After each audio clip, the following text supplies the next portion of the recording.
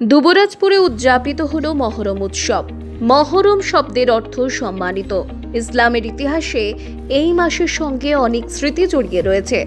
এসব স্মৃতির সম্মানার্থে এই মাসকে মহরম বা সম্মানিত বলে আখ্যায়িত করা হয়।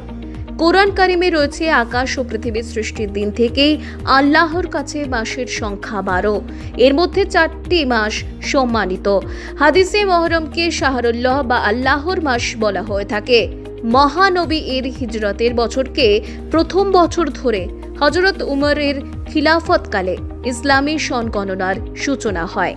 হিজরি সনের সঙ্গে মুসলিম উম্মাহ তাহজিব, তামাদ্দুন ও ঐতিহ্যগতভাবে সম্পৃক্ত।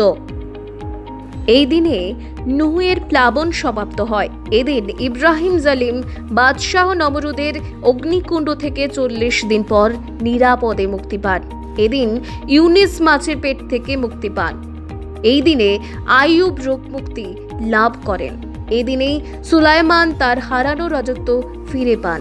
আর এই দিনেই ইয়াকুব হারানো পুত্র ইউসুফকে 40 বছর পর ফিরে পান।